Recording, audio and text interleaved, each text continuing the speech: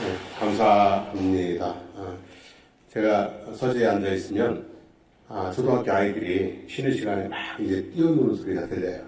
아이들이 많이 와서 노는데 그 중에 몇 명의 소리가 아주 크더라고요. 그 몇 명이 운동장을 막 처렁처렁하고 제 길을 따갑게 하더라고요. 그러니까 성가대로 보면 사람이 많은 것도 중요한데 소리를 잘 내는 게 중요한 것 같아요. 우리는 숫자는 많지 않지만 딱 일단 100이야 보니까 다른 데 50명 되는 것만큼의 소리가 나오는 것 같아요. 감사를 드려요. 항상 늘 은혜 충만하게 힘있게 찬송해 주셔서 감사를 드립니다. 할렐루야. 여기 자꾸 마이크가 올리는데 좀 줄여주세요. 할렐루야. 오늘도 하나님 아버지 집을 찾아오신 여러분 모두를 진심으로 환영합니다. 우리 주 예수 그리스도의 은혜와 평강이 늘 함께 하시기를 주님의 이름으로 축복합니다. 오늘은 설교 주제가 피난처입니다. 피난처라는 주제로 말씀을 드리도록 하겠습니다. 사막이 있죠. 사막도 신비롭고 아름답습니다. 그리고 별이 쏟아지는 밤의 사막은 황홀하기까지 하다고 합니다. 그러나 사막에서 사람이 살 수 없는 것은 뜨거운 태양과 바람을 피할 수 있는 피난처가 전혀 없기 때문입니다. 넓고 푸른 들판이 아름답습니다. 그 자체로도 아름답습니다. 그런데 그 넓은 들판에 열매도 없는 나무 한 그루를 심은 까닭은 나그네들의 피난처가 되게 하기 위함입니다. 사람들이 집을 짓고 살게 된 것은 날마다 안전한 피난처가 필요했기 때문입니다. 사람에게는 세 개의 피난처가 필요합니다. 육신을 입고 있으니 몸에 피난처가 있어야 되고, 그 육신에 영혼을 담고 있으니 마음의 피난처가 있어야 되고, 유한한 인생을 살고 있으니 영혼의 피난처, 영원한 피난처가 있어야 됩니다. 몸의 피난처는 어디일까요? 집이죠. 마음의 피난처는 사람이고요. 영혼의 피난처는 누구일까요? 하나님이겠죠. 적당한 집에서, 적당한 집입니다. 적당한 집에서 마음 맞는 사람과, 꼭 사랑하지 않아도 그냥 마음만 맞아도 괜찮아요. 마음 맞는 사람과 하나님을 섬기면서 살아갈 수 있다면 그보다 더 큰 기쁨, 큰 감사 없을 줄로 믿습니다. 그런 의미에서 보면 여기 계신 모든 분들은 다 하나님 앞에 뭐 할 수 있는 기쁨과 감사함으로 살아야 될 줄로 믿습니다. 세상에는 몸의 피난처가 없는 사람들이 많이 있습니다. 몸의 피난처가 없어요. 다시 말하면 뭐가 없어요? 집이 없어요. 홈리스라고 그러죠. 집 없는 사람들이 있습니다. 소유의 개념으로가 아니라 그냥 주거의 개념으로 집 없는 사람들이 있습니다. 서구권 나라들의 2023년 홈리스 통계인데요. 사진 한번 보면 1위가 UK예요. 유나이티드 킹덤인데 영국입니다. 영국. 52만 정도가 집이 없어요. 52만 정도가. 그리고 벨기에와 프랑스가 31만 명 정도, 독일이 26만, 미국이 19만 정도입니다. 세계적으로 잘 사는 나라들이 이 정도이니까 전 세계적으로 보면 얼마나 많은 사람들이 집 없이 살아가고 있는지 대충 추측을 할 수 있지 않겠습니까, 여러분? 그리고 우리나라의 경우 2023년 한 해 동안 거리에서 돌아가신 분, 옛날 이런 분들은 뭐라고 그랬어요? 객사했다고 그러죠? 거리에서 집 없어서 노숙자로 떠돌다가 돌아가신 분들이 404명이나 된다고 합니다. 이런 상황이니 월세든 전세든 빌라든 아파트든 어쨌든 간에 내 몸 한 몸 피할 수 있는 집이 있으면 하나님 앞에 뭐 할 일이라고요? 감사할 일인 줄로 믿습니다. 난민들이 있습니다. 그래서 난민 문제가 세계적으로 골치 아픈 문제가 아닐 수 없는데요. 전쟁이나 박해 위험 때문에 집을 떠나 고국으로 돌아갈 수 없는 사람들을 말합니다. 2024년 1월 말 기준 국제사회의 보호가 필요한 난민의 수는 무려 1억 1,700만 정도라고 합니다. 1억 1,700만 정도가 난민들이에요. 돌아갈 나라도 없고 돌아갈 집도 없고 그래서 어느 나라에서 받아주기를 간절히 원하고 있는 그런 난민들 수가 무려 1억 1,700만 명입니다. 스페인의 입국을 기다리고 있는 남아프리카 난민들의 모습입니다. 이 사람들이 유럽에 이제 들어가고자 기다리고 있는 거예요. 2020년 1월부터 올해 5월까지 사하라 사막을 건너다 숨진 사람들. 그러니까 이 남아프리카에서 사하라 사막을 건너 유럽으로 들어가고 싶은데 사하라 사막을 건너다가 숨진 사람들이 1180명. 그러니까 이게 확인된 것만 1180명 정도입니다. 그리고 확인되지 않는 숫자까지 하면은 아마 수천 명의 사람들이 사하라 사막을 건너다가 죽었을 거고요. 그리고 사막을 건너와서 지중해를 건너다 죽은 사람들이 사막을 건너다 죽은 사람의 반 정도는 된다고 합니다. 이런 상황들을 보면 우리가 이 땅에서 부자로 살든 좀 부족하게 살든 나라의 보호 아래서 살 수 있다는 것만도 우리는 대단히 뭐한 거예요? 감사할 일인 줄로 믿습니다. 나라가 있고 집이 있는 것만도, 그래서 내가 안전하게 보호받고 안전하게 피할 수 있는 삶의 거처가 있는 것만으로도 우리는 날마다 뭐예요? 하나님께 감사하며 살아야 될 줄로 믿습니다. 그런데요, 세상에는 몸의 피난처만이 아니라 마음의 피난처가 없는 사람들이 많이 있습니다. 마음의 피난처가 없는 사람들이 많아요. 그래서 이런 노래도 있어요. 외로워서 못 살겠어요. 마음의 피난처가 없어요. 그래서 외로워서 못 살겠대요. 고독에 몸부림치는 사람들이 있습니다. 몸의 피난처가 없는 사람들보다 마음의 피난처가 없는 사람들이 더 많을지도 모르겠습니다. 현재 우리나라 1인 가구는 전체 가구 중 34.5%입니다. 34.5%라니까 별 느낌이 없는데요. 이렇게 생각해 보세요. 집이 1000개가 있어요. 1000집이 있으면 그 중에 345집은 혼자 사는 집이라는 얘기예요. 혼자 사는 집이에요. 그리고 요즘에는 빈집도 상당히 많이 있어요. 어쨌든 그렇게 이제 1인 가구가 34.5%가 되니까 나오는 새로운 사회적인 문제가 고독사라고 하는 거예요. 고독사. 혼자 있다가 죽는 거예요. 근데 죽었는지도 몰라. 한 달, 두 달 후에 하도 냄새가 나서 문을 강제로 따고 들어가 보니까 죽어서 뭐에 다 썩어 있는 그런 상태로 발견되는 경우가 있단 말이에요. 지난해 12월에 보건복지부가 시행한 최초의 고독사 실태 조사 결과 2017년에 2412명, 2018년에 3048년, 2020년에 3279명, 그리고 2021년에 고독사 사망자는 3378명으로 꾸준히 뭐예요? 증가하고 있어요. 전체 사망자 수에서 매년 고독사가 차지하는 비중은 1% 정도로 추정된다고 합니다. 근데 고독사가 가장 많은 나이가 너무나 안타깝게도요. 여러분 어느 연령대가 제일 많을 것 같아요? 고독사가? 네? 그냥 크게 얘기하면 돼요. 60대? 50대? 70대? 여러분 놀랍게도요. 충격적으로도요. 고독사가 가장 많은 연령대가 30대랍니다.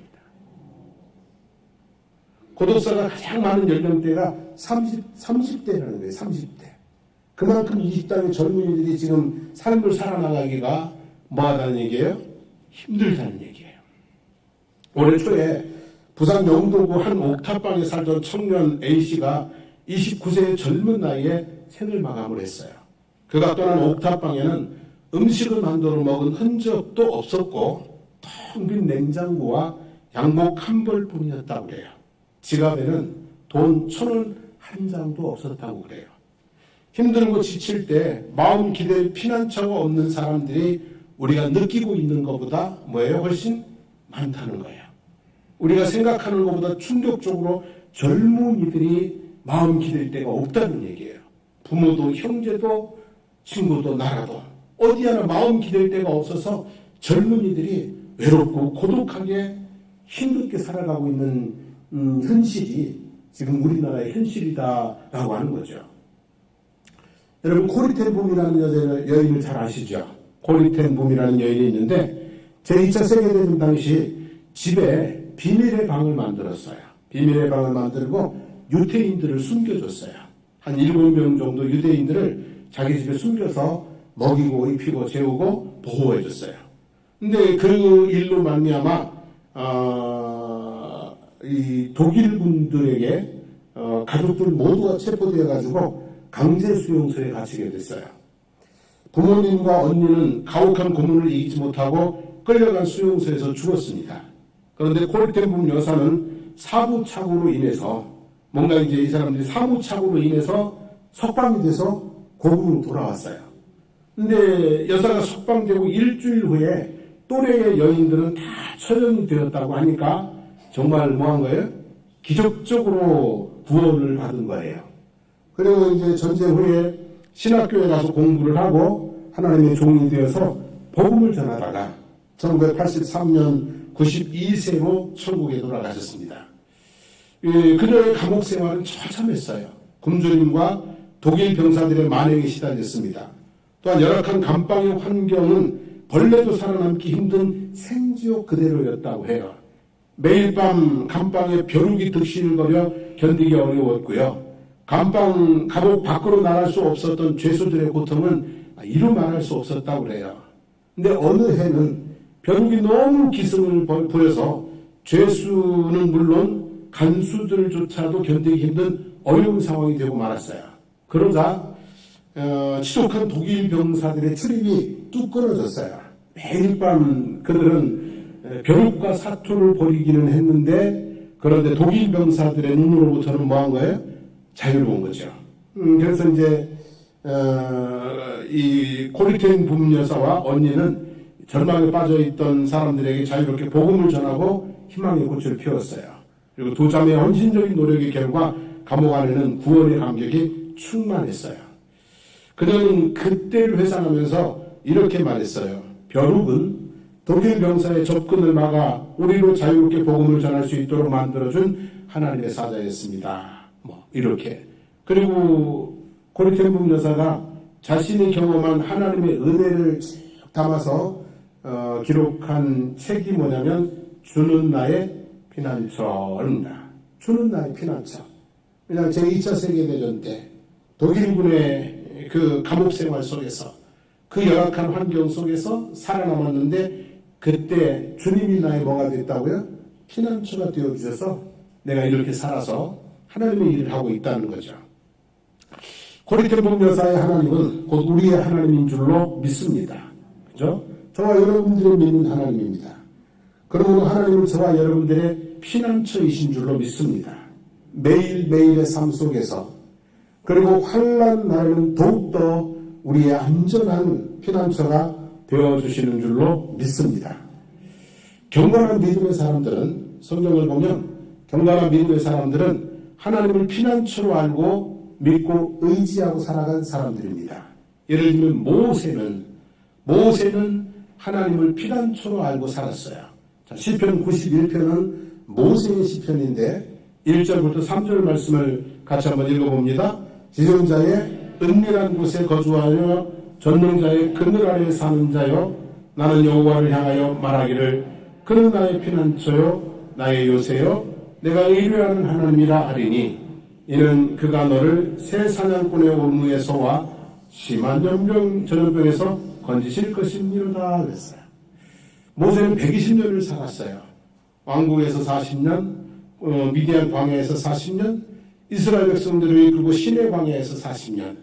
그 120년 동안 모세의 피난처는 누구였다고요? 하나님이었어요. 왕궁도 아니었고요. 미디안 광야도 아니었고요. 시내 광야도 아니었어요. 그의 피난처는 오로지 누구였어요? 하나님이었다는 거죠. 자, 고라의 후손들도 하나님을 피난처로 고백을 했어요. 시편 46편 1절로 3절 말씀 한번 읽어봅니다. 하나님은 우리의 피난처시요 힘이시니 환난 중에 만날 그 도움이시라.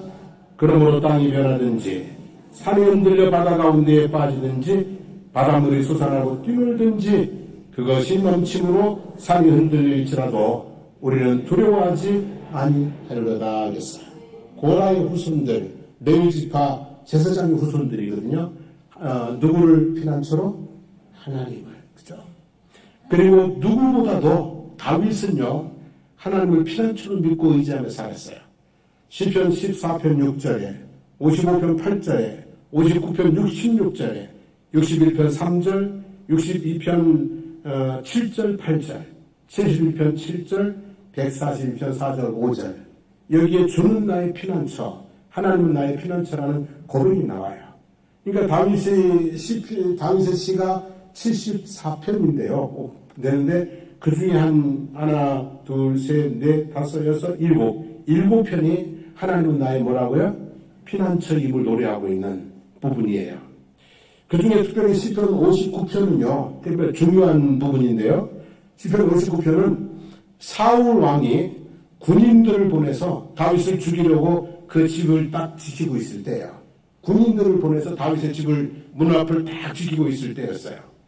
근데 그때 미갈이, 다윗의 부인이었던 미갈이 창으로 다윗을 달아내렸어요. 창으로 어떻게 했든지 달아내려서 간신히 생명을 보존하고 도망갈 수 있었을 때, 그때를 배경으로 한 시입니다. 대개 뭐예요? 지금 도망 생활이 시작되는 절박한 위기의 환란의 시작일 때입니다. 그때 다윗이 노래했던 것이 59편 16절인데 읽어보겠습니다. 나는 주의 힘을 노래하며 아침에 주의 인자하심을 높이 부르오리니 주는 나의 요새이시며 나의 환난 날에 피난처이심이로다 그랬어요. 나의 환난 날에 뭐라고요? 피난처이심이로다.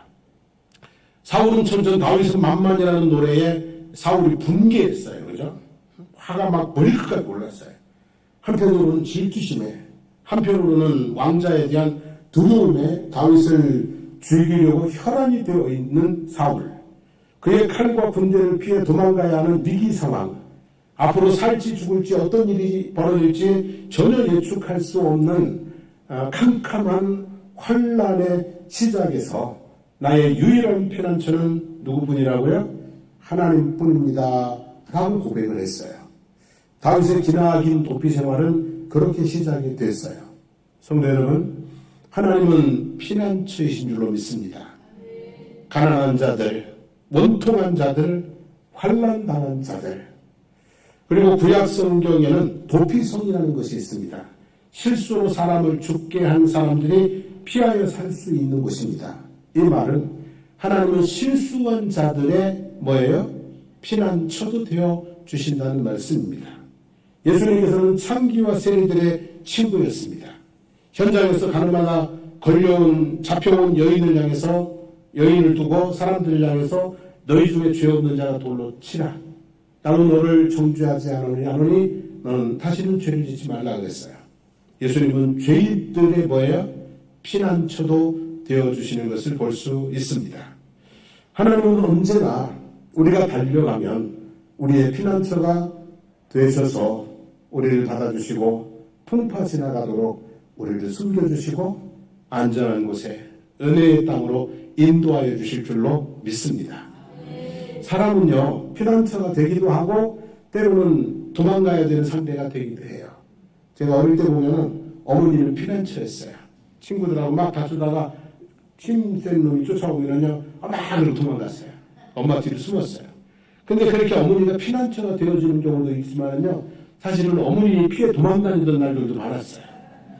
어머니가 몽둥이 들고 때린다 그러면 그래서 사람들은요, 피난처가 되기도 하지만 때로는 뭐예요? 도망가야 되는 대상이 되기도 해요. 근데 하나님은 항상 우리가 뭐예요? 영원한 피난처이신 줄로 믿습니다. 하나님을 피난처로 삼는 사람들에게는 어떤 일이 일어나는가? 하나님이 어떤 은혜를 베풀어 주시는가? 시편 91편 9절부터 11절 말씀을 먼저 읽겠습니다. 내가 말하기를 여호와는 나의 피난처시라 하고 지존자를 너의 거처로 삼았으므로 자, 화가 내게 미치지 못하며 재앙이 내 생막에 가까이 오지 못하리니 그가 너를 위하여 그의 천사들을 명령하사 내 모든 길에서 너를 지키게 하심이라 그랬어요. 자, 하나님을 피난처로 삼는 사람들에게는 하나님의 은혜를 베풀어 주세요. 화가 미치지 못하게 해요. 재앙이 다가오지 못하게 해요. 모든 길에서 천사들을 보내서 뭐 한다고요? 지켜주신다는 말씀이에요. 자, 이제 다시 다윗으로 넘어갑니다. 오늘 시편 141편을 2편을 읽었는데요.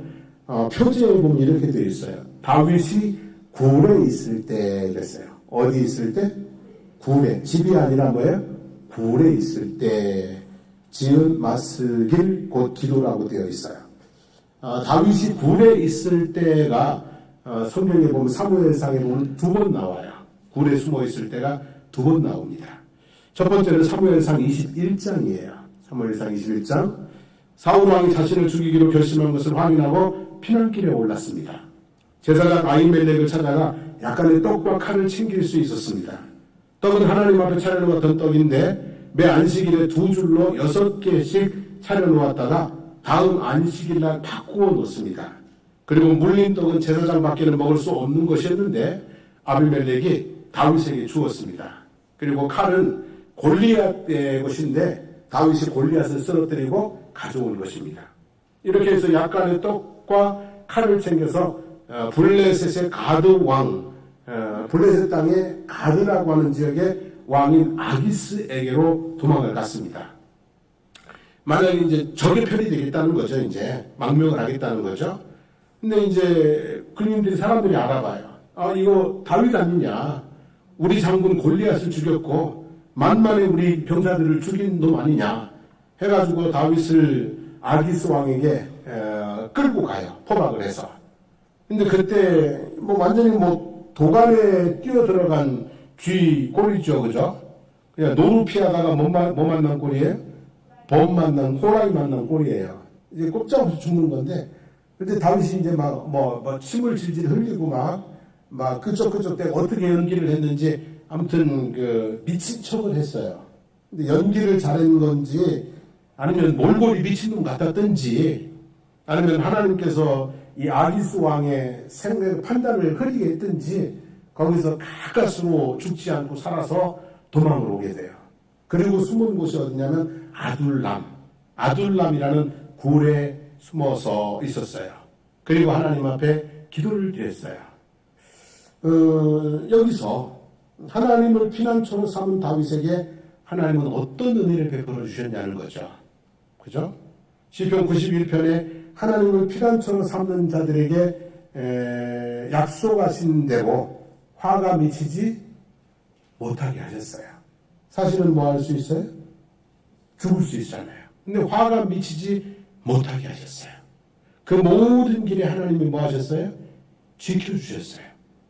그리고 아둘람에 숨어 있는데 이제 형제와 아비의 온 집이 아둘람으로 내려왔어요. 그리고 환난당한 자, 빚진 자, 마음이 원통한 자들이 모여들었어요. 다윗은 하나님을 피난처로 삼았는데 하나님은 아비의 집과 그리고 환난당한 자, 빚진 자, 원통한 자 이런 사람들의 피난처가 되게 해주셨어요. 참 멋있잖아요, 그죠? 다윗은 하나님을 피난처로 삼았는데 하나님은 다윗을 뭐예요? 많은 사람이 뭐가 되게 하셨어요? 피난처가 되게 하셨어요. 그래서 모여든 사람이 400명이었고요. 400명이 다윗을 피난처로 알고 공동생활을 하면서 한 10여 년 세월들을 함께 또 새로운 준비를 해나가는 모습을 보게 돼요. 두 번째 굴에 있을 때는 어디냐면 사무엘상 24장이에요. 자, 블레셋 사람들이 그일라 지역을 쳐서 타작마당을 탈취한다는 소식을 들었어요. 농사 지은 거 지금 다 뭐 해겠다고 해야 될 때문에 약탈해 간다는 소식을 들었어요. 그래서 하나님 앞에 기도했어요. 하나님 저 블레셋 저놈들을 좀 혼쭐을 내줄까요 말까요 그랬더니 하나님께서 혼쭐을 내줘라 그랬어요. 그래서 블레셋 도망 생활 중에도 블레셋의 손에서 그일라 사람들을 구원을 해줬어요. 근데 이제 어떤 사람이 다윗이 그일라에 있다는 것을 사울에게 알렸어요. 이제 사울이 3,000명의 군대를 이끌고 온단 말이에요. 근데 다윗의 마음에는 내가 그일라를 블레셋 손에서 구원해 줬으니까 이 사람들이 나를 좀 지켜주지 않을까 하는 인간적인 생각을 할 수 있어요, 없어요? 있잖아요. 내가 블레셋에서 구원해 줬는데 지켜줬는데 이 사람들이 다 사울의 손에서 나를 좀 지켜주지 않을까 생각을 했어요. 그래서 하나님 앞에 기도했어요. 이 사람들이 나를 지켜줄까요? 안 지켜줄까요? 그랬더니 하나님이 하시는 말씀이 안 지켜준다. 너 저 사울에게 넘길 거다. 그래서 이제 또다시 도망 생활이 시작이 됐어요. 그래서 광야 생활이 시작이 되는데 사람들의 눈에 띄니까 이것저것을 돌아다녀요. 광야의 요새, 10광야 산골, 마운 광야, 광야를 빙빙 돌다가 엔게디라는 곳에 머물고 있었어요. 근데 엔게디에 머물고 있을 때 또 누가 고발을 했어. 그래서 사울이 3,000명의 군사를 이끌고 다윗을 잡으러 왔어. 근데 그때에 다윗과 함께 있던 사람들의 수가 무려 600명이야. 여러분 600명이 숨을 수 있는 곳이 마땅해요? 안 해요? 마땅치 않아요. 근데 600명이 엔게디에 있는 어느 동굴 속에 깊이 들어가서 숨었어요.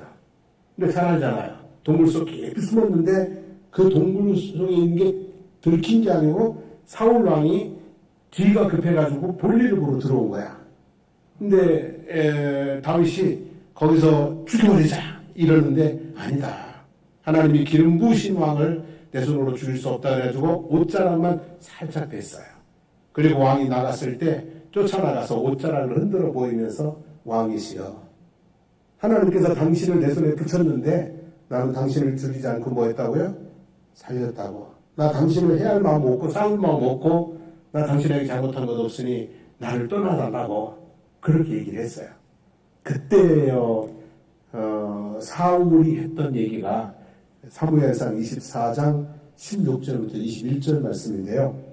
한번 제가 읽어볼게요. 여기는 천천히 들어보세요. 다윗이 사울에게 이같이 말하기를 마침에 사울이 이르되 내 아들 다윗아 이것이 내 목소리냐 하고 소리를 높여 울며 다윗에게 이르되 나는 너를 학대하되 너는 나를 선대하니 너는 나보다 뭐하다? 의롭도다 그랬어요.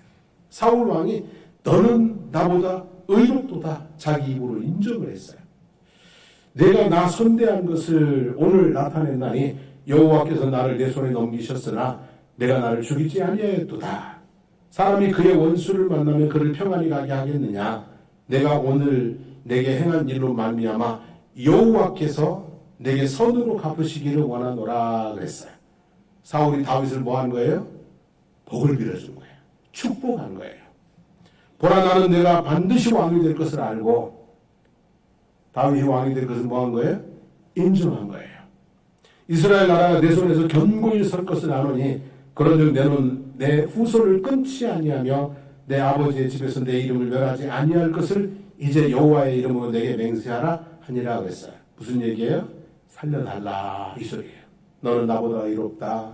하나님께서 내게 복으로 갚아주시기를 원한다. 이 나라가 너의 나라가 될 것이다. 내 후손들을 제발 뭐 해달라고요? 살려달라 그랬어요. 여러분 시편 92편 14절에 하나님을 피난처로 삼는 자들에게 하신 약속의 말씀이 있는데요. 한번 읽어볼까요? 하나님이 이르시되 그가 나를 사랑한즉 내가 그를 건지리라. 그가 내 이름을 안즉 내가 그를 높이리라 그랬어요. 하나님을 피난처로 아는 자들에게 하나님이 약속하신 대로 하나님이 다윗을 뭐 하셨어요? 사울의 손에서 건지셨고 사울의 입으로 뭐 했어요? 높이셨고 은혜를 베푸신 줄로 믿습니다. 여러분 하나님을 피난처로 삼는 사람들은요 하나님이 지키세요. 붙드세요. 그리고 나중에 하나님께서 you win 하고 뭐예요? 승리의 깃발을 들려주시는 줄로 믿습니다. 자, 그러면 이제 하나님을 피난처로 삼는 사람들은 어떻게 사는가? 어떻게 사는 것이 하나님을 피난처로 삼는 것인가? 자, 오늘 말씀이 마스길이라고 되어 있어요. 마스길 곧 기도라고 되어 있는데 이 마스길이라는 말은 지혜 또는 교훈이라는 뜻이에요. 마스길 곧 기도라는 말은 지혜가 곧 뭐라고요?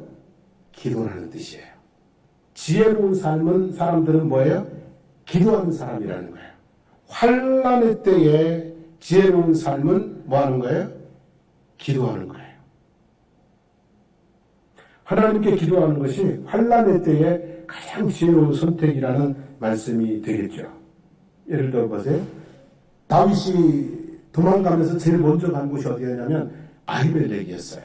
높 땅에 있는 제사장 아히멜렉을 찾아갔어요. 근데요, 그 일로 말미암아 높 땅의 제사장들과 남녀와 젖 먹는 아이들과 소와 나귀와 양까지 다 죽었어요. 본의 아니게 높 땅의 모든 생명을 다 뭐하게 만든 거예요?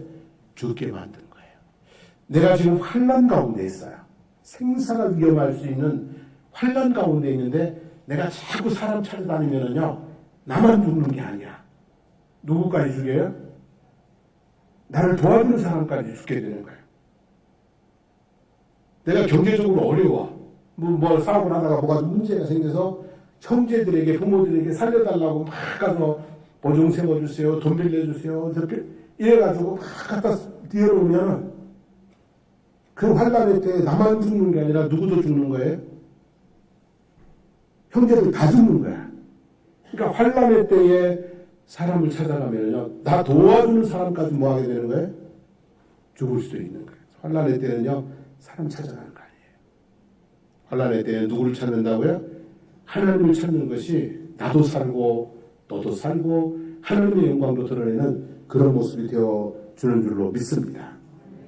그리고 그 일날을 블레셋 손에서 구원해줬다고 했잖아요. 그 속으로 들어갔어요. 구원해줬으니 내 편이 되어줄 거다라고 생각했지만 그들 가운데 고발자가 있었고요. 그죠?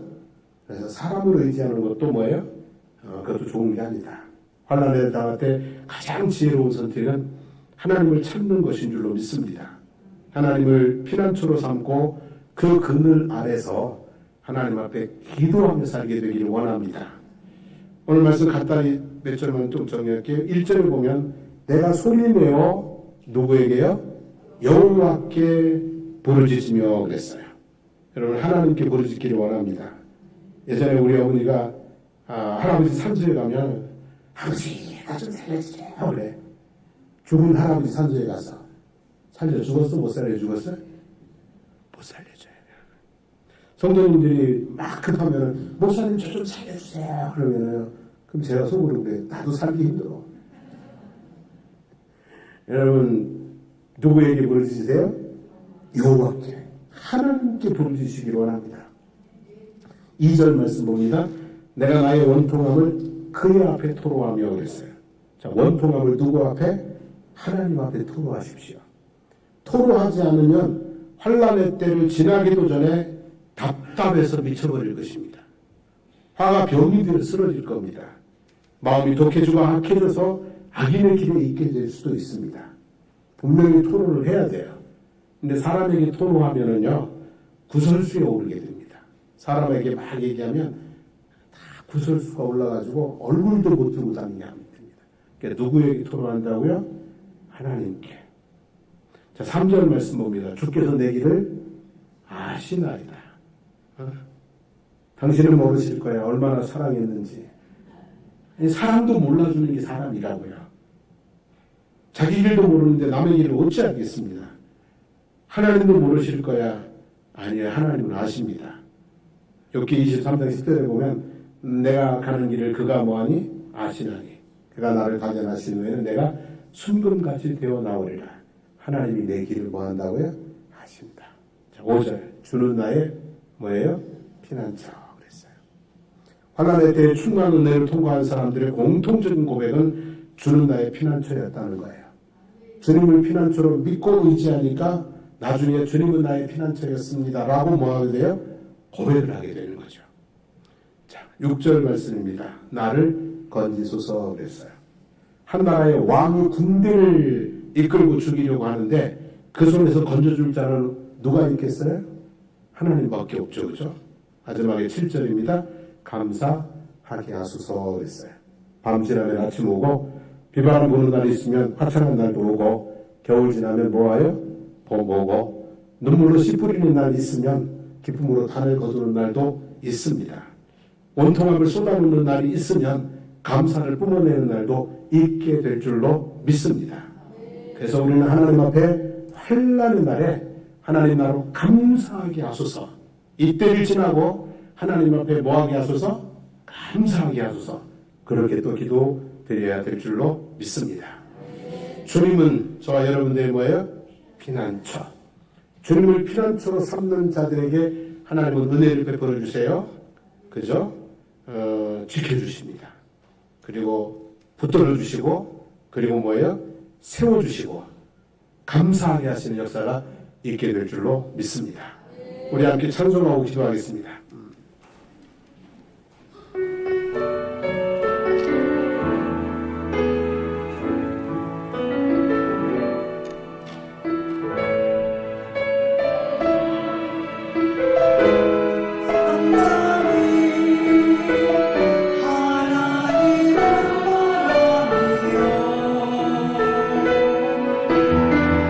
나의 구원이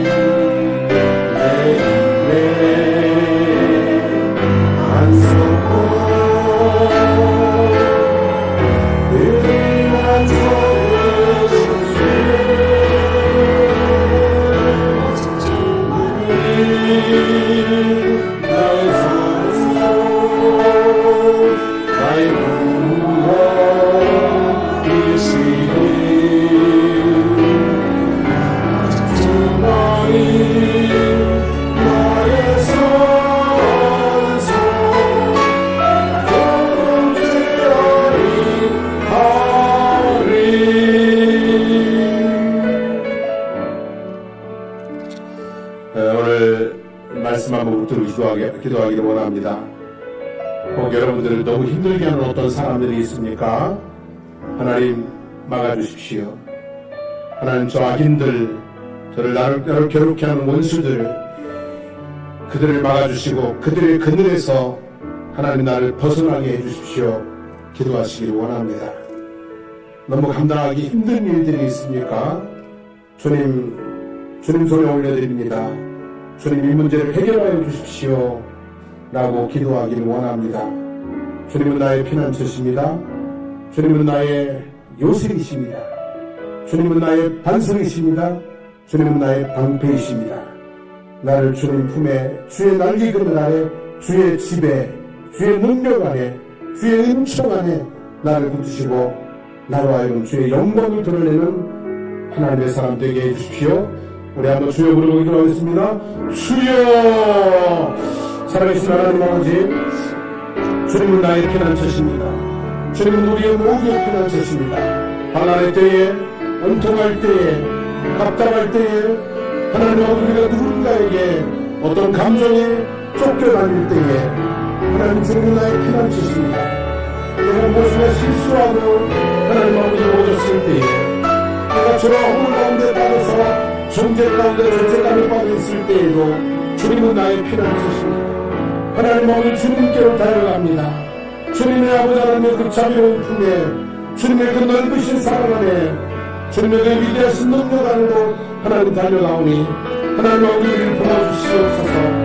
주님이 나의 피난처가 되시고 나를 아픈 한나의 때에 숨겨주시고 나와의 아버지 하나님 아버지 정말 아버지 하나님여 모든 억울함에서 모든 원통함에서 모든 아버지 하나님여 고난 가운데서 하나님 지켜주시고 하나님 아버지의 그 풍파를 지나가도록 아버지 하나님 덮여주시고 주님 우리 안에서 아버지 하나님여 새날을 맞이하는 그런 우리의 모습이 될 수 있도록 인도하여 주시기를 원합니다. 하나님 아버지 인도에 어렵습니다. 내가 어제는 정말 짜증나고 불안도합니다. 하나님 죽기를 피하오니 주님 나를 구워주시옵소서. 주님 나를 지켜주시옵소서.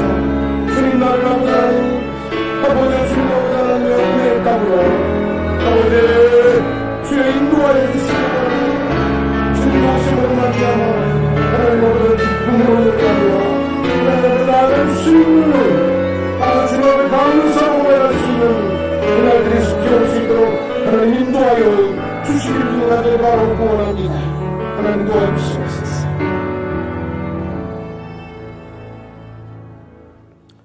하나님 힘들고 어려운 길 걸어가는데 쉴 곳 없는 곳처럼 느껴집니다.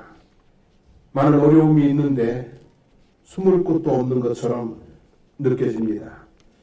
하나님 나의 피난처가 되신다고 하셨사오니 이제 모든 상황 속에서 가난하고 병들 때, 억울하고 원통할 때, 답답하고 두려울 때 하나님을 향해 달려가게 하옵소서. 피난처이신 하나님 앞에 부르짖으며 내 마음을 토로하며 내 삶의 환경을 그대로 하나님 앞에 고백하며 하나님의 인도하심을 구하며 나아가게 하여 주시옵소서. 그래서 하나님께서 하나님 화를 다가오지 못하도록 재앙이 다가오지 못하도록 내 삶의 모든 길에서 천사를 보내어 지켜주시도록 뱀을 밟으며 하나님의 높이시며 하나님을 영화롭게 하는 그런 모습의 아름다운 변화들이 우리 가운데 있게 해주시기를 간절히 간구드립니다. 이제 우리 성도님들 홀로 두려워 떨지 않게 하소서. 홀로 염려와 근심 속에 나를 세우지 않게 하소서. 하나님과 함께 하나님의 은혜로 환난의 때를 지나서 영광의 때를 나아갈 수 있는 그런 지혜로운 신앙인들이 되게 하여 주시옵소서. 이제는 우리 주 예수 그리스도의 하나님의 은혜와 하나님 우리 아버지 영원 무궁하신 사랑하심과 성령님의 감화 감동 지혜 주시는 귀한 역사가 힘들고 어려울 때 혼자 외로워하지 않고 힘들어하지 않고 사람 찾아다니다가 실망하고 낙심하지 않고 하나님 찾아서 은혜의 입기를 소망하고 다짐하는 성도들 머리머리 위에 삶의 모든 걸음들 가운데 우리 사랑하는 장성부 교회와 거제 지역과 나라와 민족 위에 이제부터 영원토록 함께 하시기를 간절히 축원하옵나이다. 아멘.